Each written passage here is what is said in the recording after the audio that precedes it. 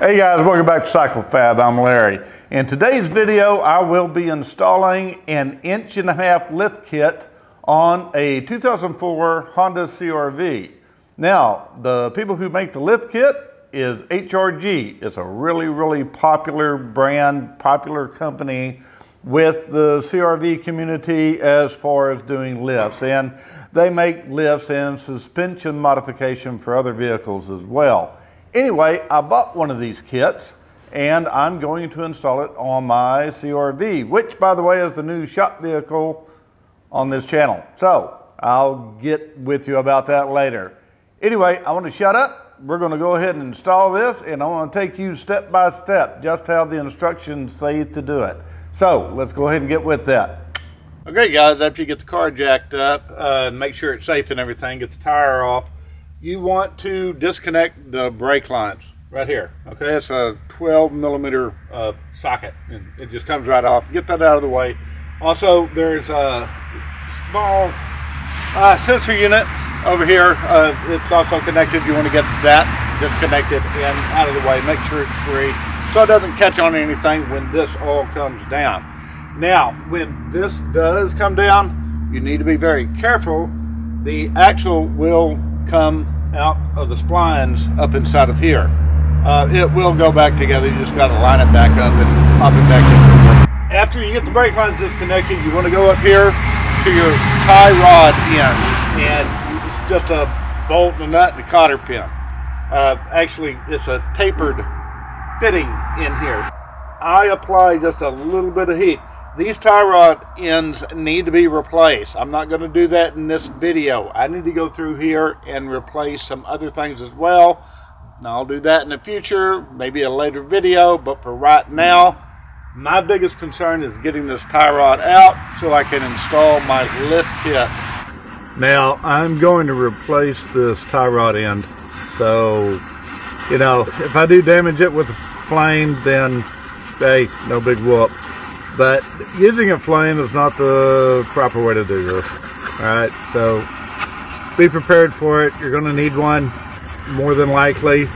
There's some other tricks too, like tapping on this unit here, the big main steel piece coming out of it with a ball peen hammer, and that'll loosen it up. Well, I tried that. That did not work. So I'm having to do this right now. Okay, alright. It's off. Okay, the next thing you need to do after you get the tie rod end out is unbuckle these, or loosen these two big screws right here. Now, you'll need a 19 on one end and a 22 on the other. So go ahead and use a breaker bar on these. They're in there pretty good. Anyway, let's get these out. Oh yeah, and just loosen the bottom one. Do not take it out for right now.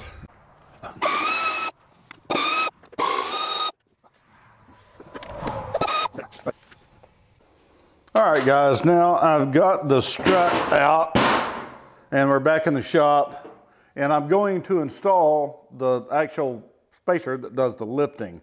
And it's really easy. I mean, 3 studs coming out of here, 3 holes here, you line them up. Now, one thing you will do is when you go to stick this back in, nothing's going to line up and it's going to be like, oh, what's going on? No, you have to twist this, get it aligned in orientation to that. No big deal. It twists easily. You can do it by hand. So now, one thing I do that I did not see in the directions anywhere is I put a drop of Loctite on each one of these just for safety reasons. That's me. You know, you can do it if you want to or not. So I'm going to go and do that, and I'll see you guys back out there, and we will install this. Okay guys, I'm kind of interrupting this video a little bit to talk about cam bolts. I've never used these before. I understand their principle and everything and how they work. Of course, I went and watched some videos over it because I just really didn't understand exactly what was going on with them. Anyway, I suggest that you do that if you are not familiar with them. But basically, it allows your struts, even though they're a stationary object, seeing how they have 2 mounting bolts, they're using one of those bolts, the original factory bolt, as a fulcrum, and this is the other bolt. And basically, depending on how many degrees you turn it one way or the other, will move your strut in or out one way or the other. Now it says it's optional along with these, all right? But seeing how it came with the kit, I would assume they intend for me to use it. So I'm going to go ahead and install this. Now, like I said, I've already done the other side. This is a pain to get in, a true pain. Now, I'm sure with experience and so on and so forth, yeah, you can do it. But for a beginner who's never jacked with them before, these, like I said, they're tough to get in. So what I did, and after I did this, it went right in, no problem, is this leading edge right here on the cam, all right, it is extremely sharp. I chamfer that, all right? I put a lead chamfer in there, probably about 40 thousandths, 30 thousandths, something, you know, set back in, 45 degrees. Also, I put another chamfer inside of the housing that this slides into. And once I did that, everything went together. But without doing that, oh my God, it was tough. So anyway, be aware of that. Okay guys, I just wanted to give you a look at this cam bolt. This is the second one I installed. The first one did fine, just the way it's supposed to. The nuts that come with these are locking nuts, and they're not the nylon type either. They actually have the little stippling in them. And anyway, this one it's wanted to lock up to the point that I was afraid I was going to just lose the bolt completely. So I took it off, cleaned the threads up with a 3/4 file, and went and got a grade 8 bolt, or it's metric, so it's a 10.9. Just want to let you know about this cam bolt with this lift kit. And also, I touched on this before. These are the 1/8 spacers that I have.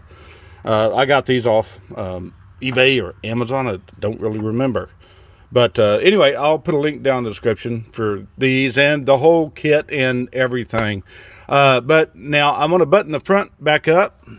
Also, got this back together. That's a 17mm nut on the tie rod end right there. Now I need to go back and replace the tie rod ends along with some other grommets that, you know, over time has worn out. So they will be replaced at a later date. For right now, let's go ahead and get the tire back on the front. Front's done. Now let's move to the rear. I've got the front end done. It come out the way it was supposed to. Everything works. And as far as the camber, like I said, don't know anything about suspension or how it's supposed to be adjusted or anything like that. They're just straight up and down. So anyway, I want to get it aligned by a professional. But right now we're working on the rear. Now installing the rear lift kit by HRG is a little different. Matter of fact, it's a lot different than doing the front. Yes, you still have struts, but they need to come out at the same time. In other words, this whole unit on this side and on the other side, all the bolts need to be loosened, and also possibly the sway bar needs to be disconnected. So I'm going to jump into this, and when I do run into something, I will talk to you about it. But hopefully everything will go really smooth.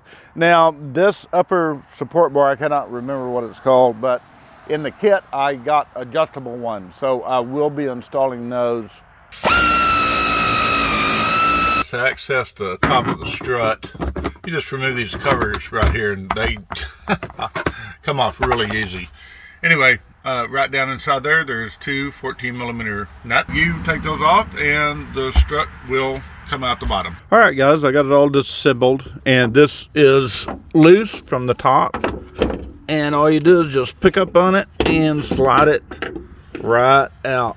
All right, and our spacer is going to go right here.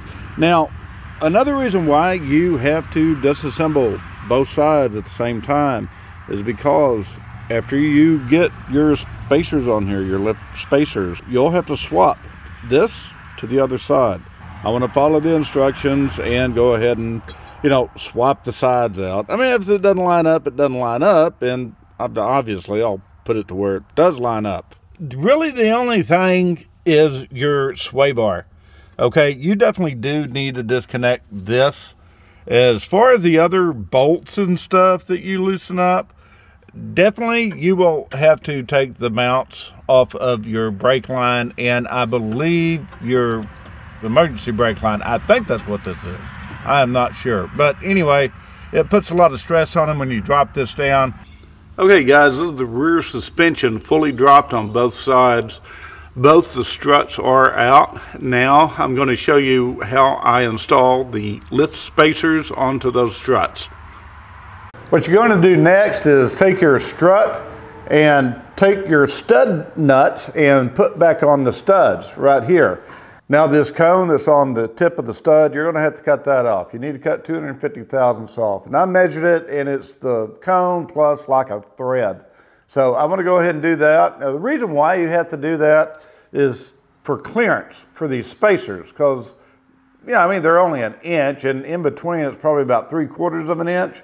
So you don't have enough space in there. So you got to cut these off. And that is in the directions, by the way. Then what we're going to do is when we install them back onto the vehicle, we're going to swap them. Passenger side is going to go on the driver's side over to the passenger side. It's just for the orientation of these things. Something else too, if these are like 90 degrees off, then just switch them. Just take it back out and switch it around, and it'll fit.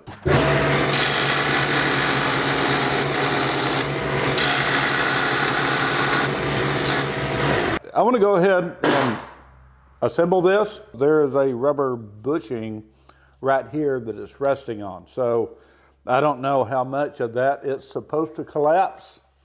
So I'm just going to go ahead and follow the directions and install it as is. Now, like I said, I did take 250 thousandths off of these studs.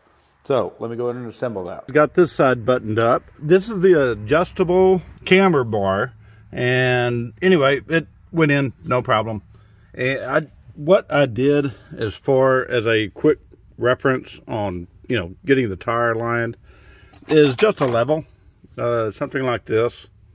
If you have a better level, I would suggest getting it. This is a little Harbor Freight cheapie. But anyway, I get the bubble right there in the middle. I don't know if you can see it or not. And by adjusting this knuckle right here, or this bolt, screw, whatever the heck it is, nut. And now I'm leaving this brake line loose. The reason why is I've got to do a brake job on this. I got to put pads on it, and I'm going to get some stainless steel brake lines, or at least some new ones, or longer ones. I mean, if I tighten this all the way down, that's going to really put that in a bind. So I really don't want to do that. So everything went back together. The axle wants to obviously come out, so you got to align that and put a jack up underneath the hub and get it oriented right, and everything will go back together. Just keep playing with it and manipulating it. So this side went together just fine. Learned on it. Now I want to do the other side. Next time you see it, we'll go through the before when I got it, and what it looked like with the new tires on it, and what it looks like with the new tires and the lift kit. So stay tuned. Okay, here's a picture of it when I first got the vehicle.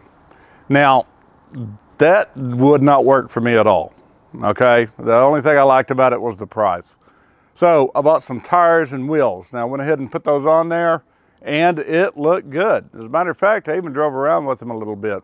I did have some rubbing issues, and you will.